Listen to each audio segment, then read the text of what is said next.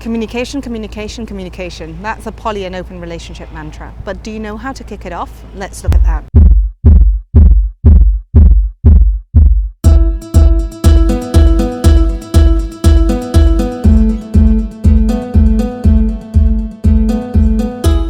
Hi, my name is Victoria Rose Sterling and you can find me at openandawesome.com. I work with people who have poly and open relationships, and I help them navigate the pitfalls so they can have as much love, fun and connection as they like while maintaining really healthy, awesome relationships. Today we're talking about how to get started talking to your partner.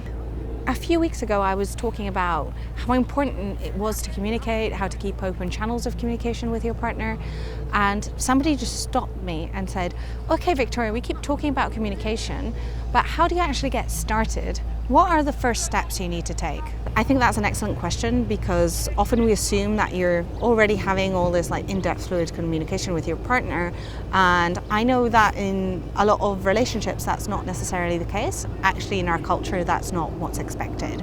So how can you get started? How can you practice talking about the uncomfortable stuff when you're starting to have a poly or an open relationship? Well, I suggest you start by talking about safer sex. You know, it's easier because we recognize the importance of this topic, especially in poly and open relationships, right? Because if you aren't careful, you're going to be exposing yourself, your partner, and other people to STIs, which is not very nice. So what are things that you can start talking about? First of all, what do you mean by sex? What practices are you going to carry out?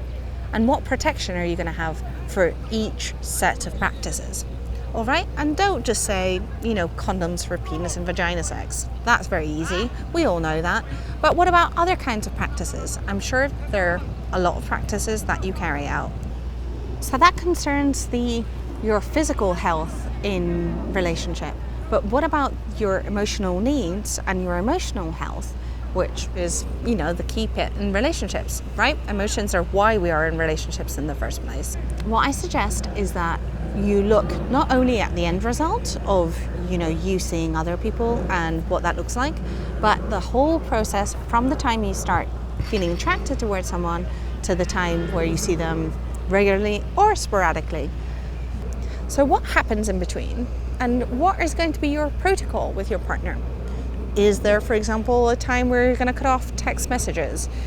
Some people do that. So no text messages with other people after dinner if you're living together, for example. Are you going to have any rules like that? Are you going to have any protocols if you're not sleeping over? So you need to talk about these things. So talk about them now before you actually have the situations come up. So what are going to be your rules, your protocols? How are you going to manage it from the time you start liking someone to the time where you get together?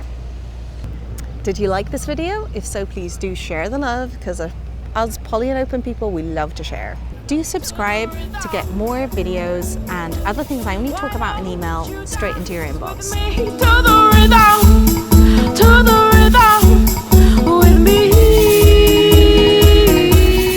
So tell us about you. What have you spoken and not spoken to your partner about? And what's one thing you're going to do after watching this video? Please answer below in the comments, because we love to learn from one another.